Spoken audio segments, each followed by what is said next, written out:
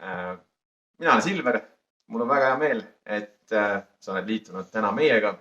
Me oleme siin sellepärast meie laoruumis, et teha üks väikene eksperiment ja ühtlasi ka anda siis vastus sellele väljakutsele, mis meile on juba pikemat aega igal pool läbi käinud, mis puudutab meie kaste, et meie tugevad kolimiskastid.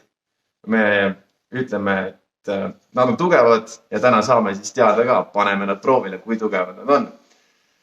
Ja kuidas saaks seda kõige paremini teha, kui siis otse ülekandes, mis teeb mind natukene, võib-olla ka natukene põnevamaks põnevile. Ja kui me tuleme siia poole, siis meil on siin täna tiim koos, meie kolimisspetsialistid, 2 tükki, kes teevad siis sellise mõnusa ülestõstmise ja meie ballast muidugi. Ja siin ongi meie tugev kolimiskast, mille paneme kohe kokku. Paneme siis siia rokla peale, kus ballast tuleb kaasa ja tõstame selle üles.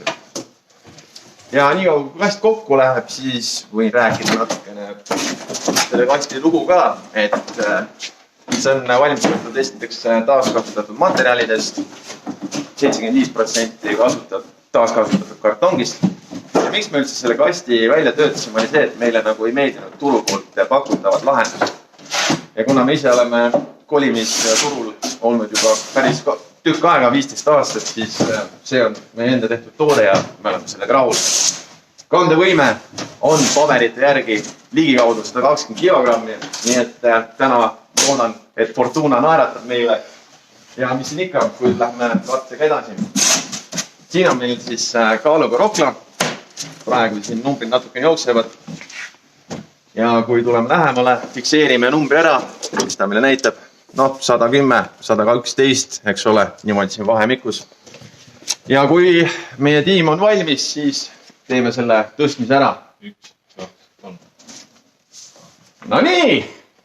Ja püsi, kuidas tunne on? Tugev. Laseme olla. No nii. Ja vaatame siis kasti üle ka, kuidas siin oli.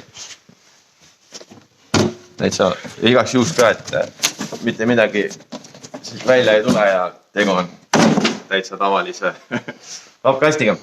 Ja muidugi mul on siia lõpetuseks hea meel teatada, et kõik, kes soovivad tulla seda kasti tugevust ise proovima, siis Aduko ladu on avatud 7 päeva nädalas, nii et igaüks, kes soovib, andke meile märku, helistades meie numbrile või saatke kiri või jätke Facebooki kommentaar. Ja nii on.